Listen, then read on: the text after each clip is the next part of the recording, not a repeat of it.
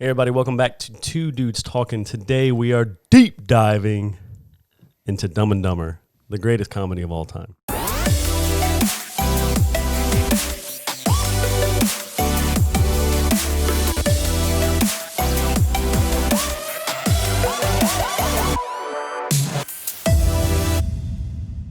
Would you agree?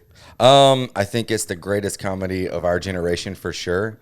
I think at the time of its release, that was probably one of the best received comedies. I'm thinking like I wasn't around when, Mel Brooks films were big, but but that's like a whole cultural thing. So there were things that I wasn't around for, but Dumb and Dumber is still one of the most not just comedies, but one of the most quoted movies I'm aware of. Definitely by us. Definitely by us.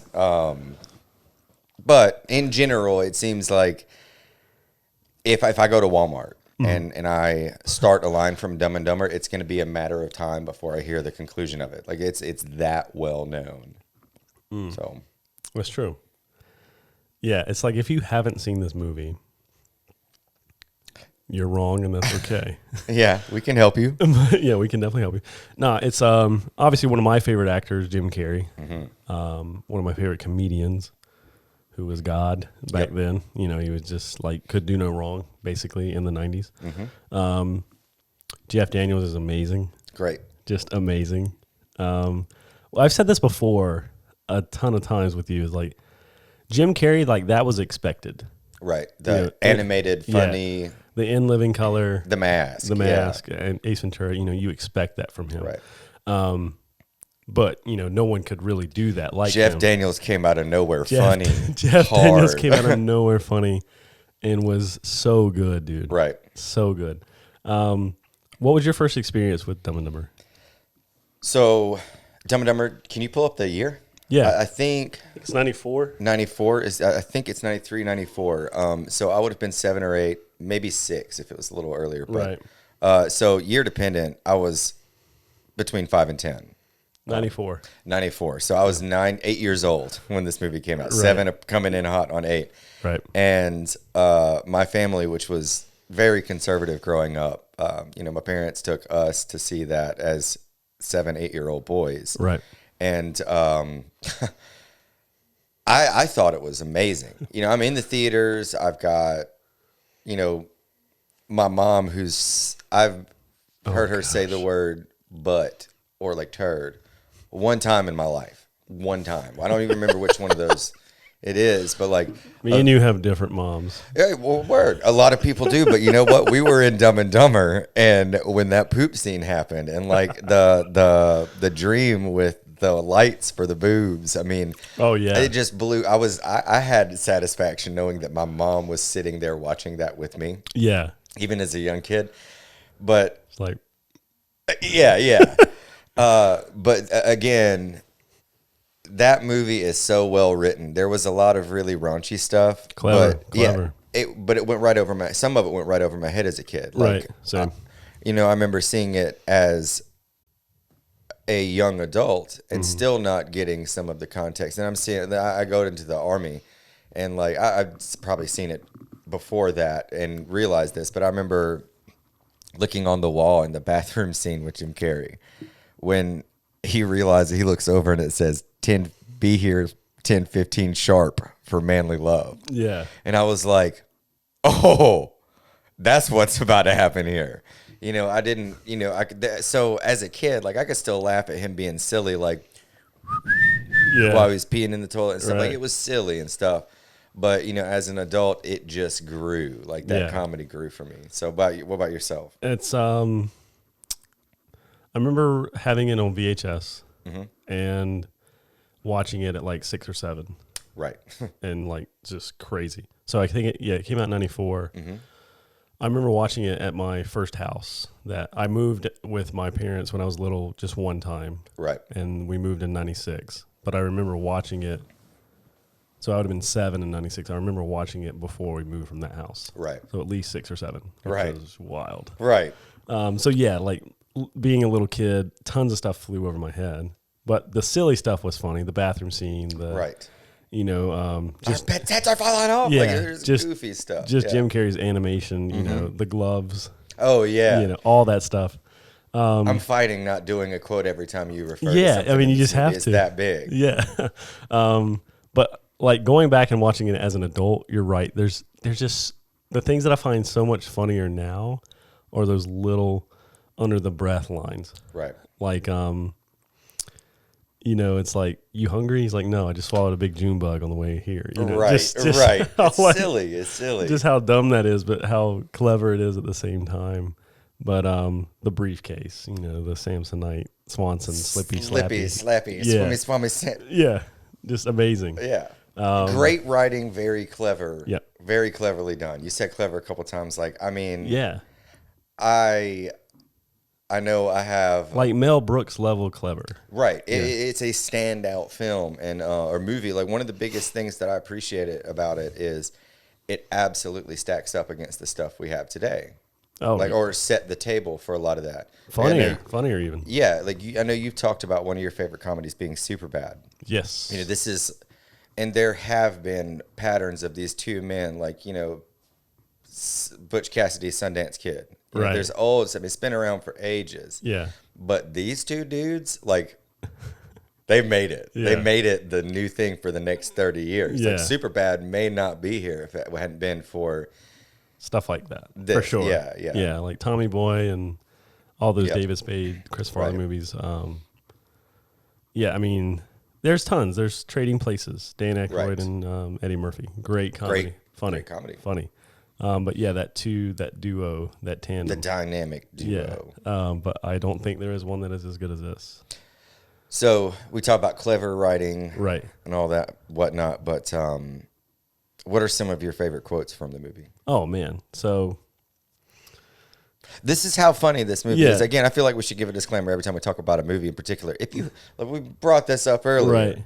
If you haven't seen this movie, it's either A, because you're just too young and you might have missed out, so right. fix it. Forgivable. If you just haven't seen it because you thought it was stupid comedy, Yeah. you are very incorrect. I'm going to say that. You can go fix it. Yeah. Sorry, go ahead. Nah, yeah. I think, one of my favorite quotes from the movie is the big gulps.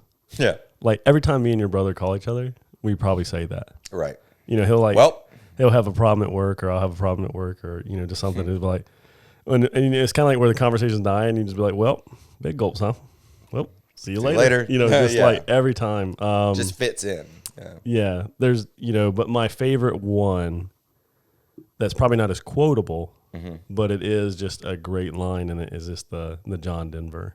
Yeah. You think the Rockies would be a little rockier? Yeah, I thought the Rockies would be a lot rockier than this. Yeah. John Denver's full of shit, man. Yeah. Awesome. I still say that line completely out of context. Yeah. To things. Yeah. That one. Yeah. That John Denver's full of shit, man. Yeah. It's just a great line.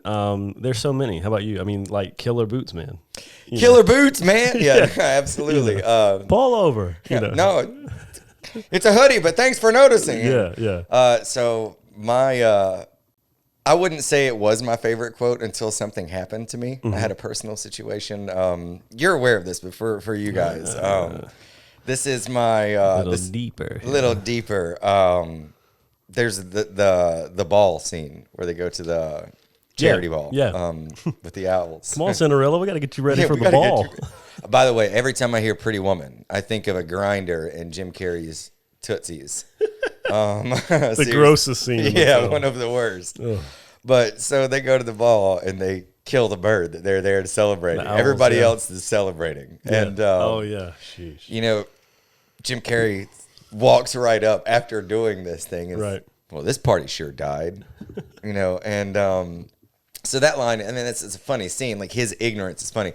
But so I was in college. I was at one of my friends' houses. They're having a little get together, and there's probably like 20 people. So this is, I'd say, 2007, 8 time period, South Carolina. I was mid-20s, early 20s. This is maybe a year or two before the military. So anyways, I'm over at this house party. Everybody's hanging out, drinking, doing other nefarious things, and I go outside for a second to have a cigarette. When I left, everybody was wow, we're having a good time. What's up? That's People what people dance. do when they have a good time. And they danced like that back then. Yes, they did. And it's only when you're having a good time. Sadly. That's all you could do when you're having a good time is express it by your stuff.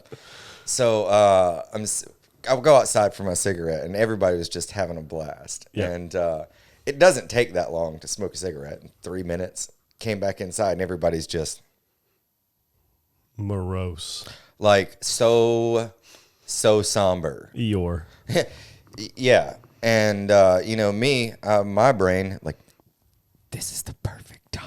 Yeah. I've been waiting for this. And so I'll walk right in and go, well, this party sure died. And the girl whose house we were at, she literally put her hands in her face in her hands and started like big girl sobbing, like covered up, sobbing, ugly crying. Right. And she gets up, goes upstairs. Every other girl goes upstairs. All the guys are in the living room, and I'm like, what the hell happened when I was outside? Yeah. Nope. Happened? What happened? Yeah. And her mother or her grandmother had passed away from cancer. In the 3 minutes. In that 3 minutes, and she had smoking gotten a the call cigarette. from her mother at the hospital with her grandmother. That's awful. And I just walk right back and, well, this party sure died. Yeah. So Damn. that one, You're a jerk. I am. I was for that, and I still catch it for that. I still catch grief on With this that. person? Yeah, 13 years later, I still catch it on Dang. that. But I deserved it. I'll say that one. But anyways, so I mean, I'm not gonna say that was like my favorite line. I think one of the California scenes when he's talking about Aspen, like it's the simple things, like how silly they are is really what sells me. Like, California, or beautiful, or the map scene was another one that tickled. Oh, dude, I love good. So good. Yeah, but the Office is really big for me. I love dry comedy, and you wouldn't think that this is a dry comedy movie, but it's full of it. Right. I mean, so I don't know if we have enough gas to afford this trip. According to the map, we've only gone like 3 inches. Yeah. Yeah, that is a good one. I think there's iconic scenes. There's the pullover, that. There's obviously the briefcase. Yeah. Just figuring that out. Them wasted and them after The figuring out totally redeem yourself. Yeah, like that's iconic. It's great. Just when I thought you possibly couldn't get any dumber. That might be the most famous scene. Right. To be honest. The Mockingbird You go and scene. do something like this. Yeah, you go and doing something like this. The Mockingbird scene. Yeah. And I mean, but there's back to being clever, like, and just the humor in it that I didn't get as a kid, but as an adult later caught on, was just like when they leave that note for the guys that are chasing them. Yeah. And he's like, "Dear gas man." Yeah. How the hell they know I got gas? Yeah. How the hell do they know I got gas? And he's like, "You're an idiot." Too. Yeah. It's just so clever. Well, so good. That's I didn't realize this until or appreciate this until I was so much older. But the fact that it's presented as these two idiots, Right. and two completely big simps, and the biggest. Yeah. And People of Walmart, yeah, but cooler. but the same time, like the comedy itself, it's if you're a dumb or dumber person, Right. you're gonna miss half of that movie, and I love that. Yeah. Like there's That's just true. it's presented as something so simple, but like Yeah. I don't know. I'm gonna laugh at the things that I know somebody else isn't gonna pick up on Right. more than anything else. Yeah. I think as far as like over the top Jim Carrey-ness, like Ace Ventura is, and both of them, and The Mask are like 1,000, like Jim Carrey on 1,000% the Right. whole time. Like Dumb and Dumber, you get those little serious moments, like I'm sick and tired of having nobody, like that shit, Right. But like there's some really good moments of that too in there that are just like they're phenomenal. I guess I forgot you ever made a mistake. Yeah. Like, Yeah. word, Jim. Yeah. Yeah.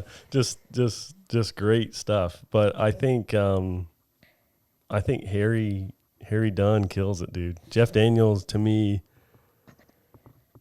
he had better acting in it. Well, that's something. I mean, exactly what you said earlier. Yeah. He's not a comedian. You know, Yeah. that comedy, that outrageousness, you can tell that's a part of Jim Carrey. Like Right. he is so. You talking about Jim Carrey at 1,000?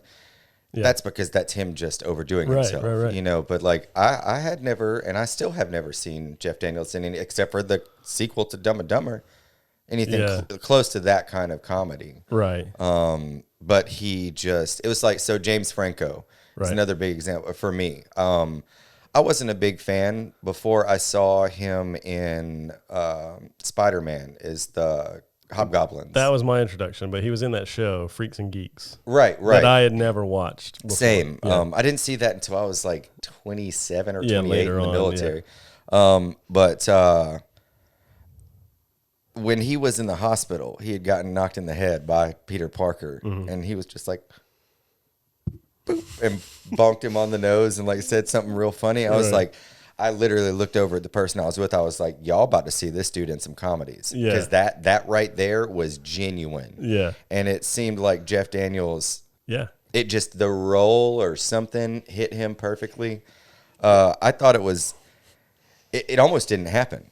I mean, this movie was barely done. Yeah. It was like a 2.5, 3 years just to get the film, the script approved for They this floated thing. the script for a while. Yeah, and you know the Farrelly brothers picked it up, and then they're like, We talk about "Who's this. going to do this?" Yeah, we talk about this a lot with that kind of being said. Is like, who's going to do this? Like, can you see either of those actors being replaced? No, Yeah. there are plenty. I mean, from all different time periods, there's so many movies that I could. Right. You know, like you got there, so many. Not even Right. go into that, but Right.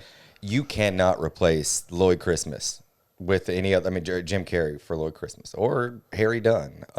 Yeah, I think it's wild because I think Jim Carrey is more replaceable in that movie because of like Robin Williams.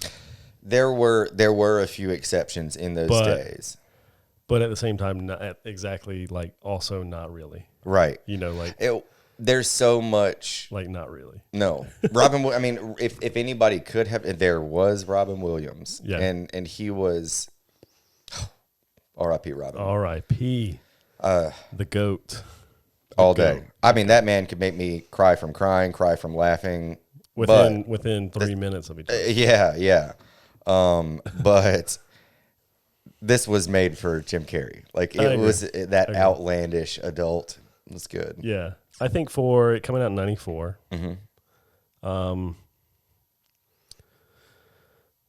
World's pretty much for Americans pretty much okay. Yep. Like nothing really major going on. Good relations. Yeah, pretty good In the day. relations. I think there were like the LA riots a few years before. The O.J. Simpson stuff was a few years after. But no major war going on Right. for Americans. Just generally a good time. Yeah, and I mean that's so. Anytime I really, But I think that helps movies and TV shows. Like you're like, it's a good time. yes, as opposed to today. This is kind of Yeah. get to. It's I mean, today people's guards are so much higher. Yeah. They're up so much more. The walls are taller. You know, and some of this stuff, even as general run of the mill comedy as that was, it didn't really target anybody at all. Yeah. I think, But if you go, yeah. if it came out today, Yeah.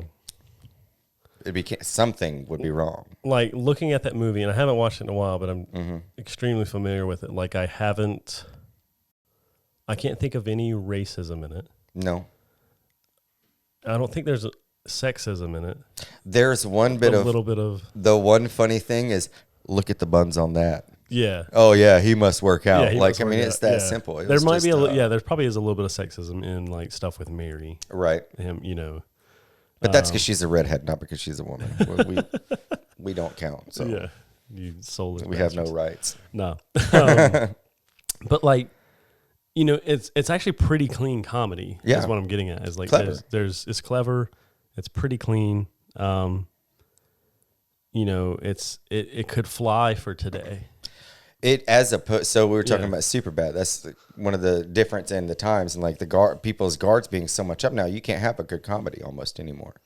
You know, you can, but you know, the Todd Phillips was talking about this when he did Joker and A Star Is Born. Somebody's like, "Yo, when are you going to drop another comedy?" He was like, "Never, because I don't want to get canceled by Hollywood."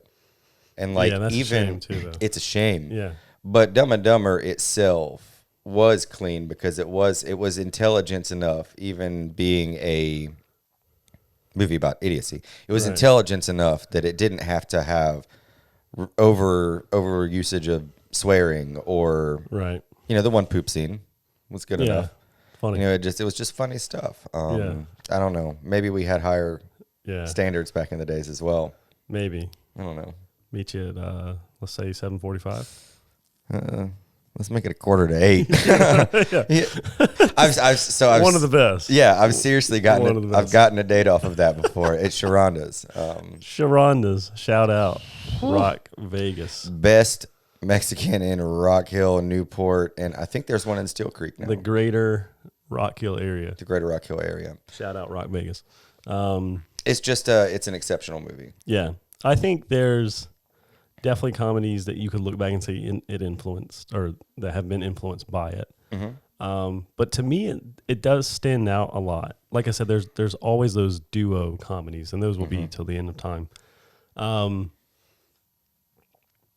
the fact that they're like every mistake that they make somehow gets them even further into this great situation that they're in. The payoff's great, right at the end. You know, the whole, you got a gun? Why didn't I get a gun? Yeah. You know? That's a risk we were willing to take.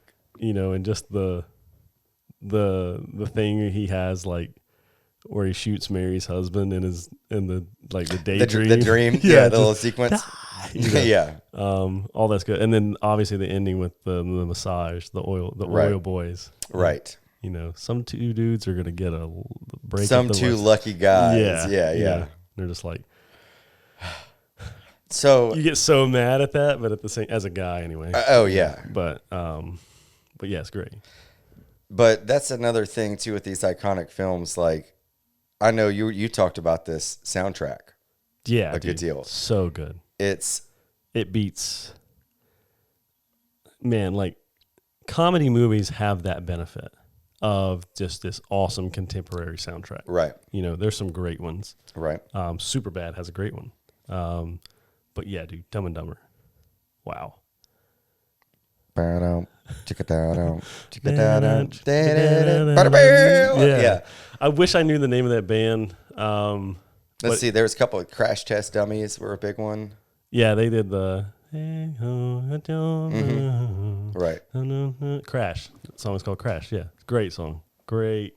That scene's great. It is. But yeah, I mean, the soundtrack is so good. So I remember being a kid, like 6 or 7 years old, and seeing that van light up over that hill and just reach the air.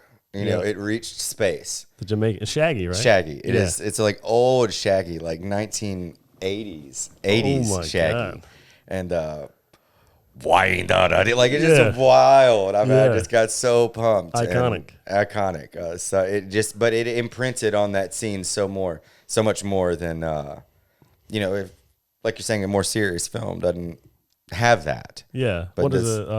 Is it Pretty Woman? Pretty Woman yeah. With the toesies. Yeah. The daydream scene with I saw her sitting in the rain.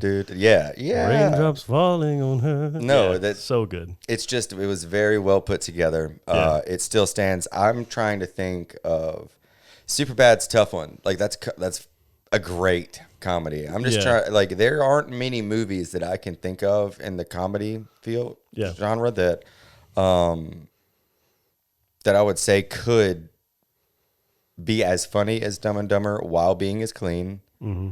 Or have the replay value, which for me, again, like That's huge for me. If I can watch something twice, that means it just went up 5-10 points in my book. Yeah. I cannot think of another such a successful job. Yeah. I think we've talked about this with comedy a lot, and like the fact of comedy being clean. You can watch like early Adam Sandler. You can watch clean comedy. Right. Like just goofy, dumb comedy. Right. Slapstick, I guess, you know. But then like you can watch Dave Chappelle. And Dave Chappelle, the GOAT, just the GOAT. You can literally watch his stuff and you go try to watch anything else and it won't be funny.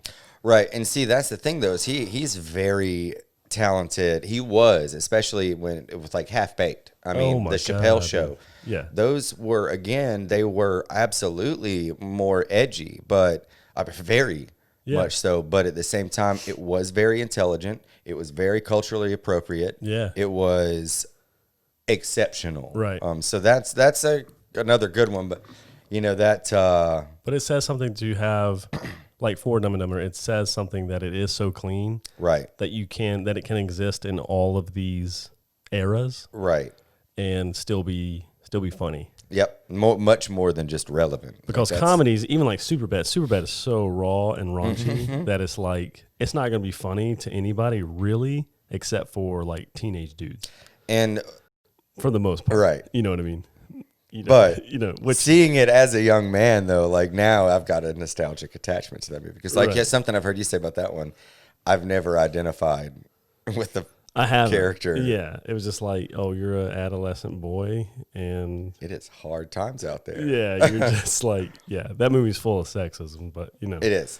But it's funny because it's because it was relevant. It's a reflection of the society. Yeah. No, I think Dumb and Dumber has those serious parts, which are not as serious, but there's some good there's some good ones, little like dramedies, right? When you can have like they never get like tearjerker in it. Right. It is a comedy. But it's like, one that I can think of is like Tommy Boy. That movie has some good, it's a good movie. It's like, oh, like Dad, hey Dad. When he's in the boat just talking to his dad, you're like, oh God, like this could be a downer for a minute. You know what I mean? Like Dumb and Dumber doesn't get there. Right. But it does have some emotional value. Yeah. Some great moments. So how, man, thinking of that, Jim Carrey's realization that he has a chance. Oh, this is one of the best lines. Yeah. More like one out of a million. So you're telling me there's a chance, Yeah. That's the kind of, that's it right there. Yeah, great. But yeah, great moment. Yeah. He still knew he had a chance. He still had a shot in there. No, I think, the soundtrack's great. Acting's great. I don't think anybody's replaceable in it. I think there's just clever humor all around. There's dumb humor. The gloves thing is just amazing. The tongue on the on the ski lift is amazing. Hey kid, you and them have a good warm water, would you? Like, dang. And then just her pulling his head. When he just hurls that fastball at her with the snow, snowball, beams her in the face, dude. Guys, if you haven't seen this movie, could you please go watch it? And then he just throws snow all over her face, just buries her head. Yeah, he's just kicking her ass. Good wholesome comedy. But what's wild about that movie is like, so she's obviously kind of interested in Lloyd, right? But not really. Right. She actually falls for Harry for like half a day. It's yeah. Harry was the sleeper, right? Yeah, there. Harry was coming in hot. But then she's got this husband, right, for like ever, and you're like, you bitch. Yeah, you rotten lady. Same. Yeah. By the way, that's so a fun fact for people that don't know this. Did you know that? I mean, I know you know this, but did y'all know that Jim Carrey was married to Mary Swanson? Yeah. Just fun fact. Yeah. Didn't last long. Won the Kiss of the Year though on MTV Music Video Awards, Movie Awards for that movie. Dumb and Dumber, the dream scene. Oh wow! With like the that big nasty. It was so that and there's two kisses and it's funny they're so similar that they came from a comedy. Also, American Pie, the kiss between Jim and Stifler. Oh, God. Won the kiss of the year, the awkward kiss. It was a good deal. It's funny, man. Yeah. But dang, that it's just such a crazy movie. Yeah. So good. That's awesome. I think that's all we got for this one. If you have, if I will say this before we go, if you have seen Dumb and Dumber and it's a something you enjoy, I'll give you a recommendation. If you have not seen it, check out Idiocracy. I think that was a movie heavily influenced by Dumb and Dumber. I see a lot of that, and that's such a relevant movie for these the days, for the times. So yeah, there's my 2 bits for this week. But check out Idiocracy with Luke Wilson, I believe. Yep, Luke Wilson. Terry Crews. Oh. Yeah. Good Terry. All right, guys. Well, thank y'all for joining us at Two Dudes Talking. We'll see you next time. Let us know what you thought about the episode in the comment section. Like, subscribe, share, please. We really just want to engage with you. So let us know your thoughts. Do you have a favorite quote? What is it? See you next time. Killer boots, man. Killer boots, man.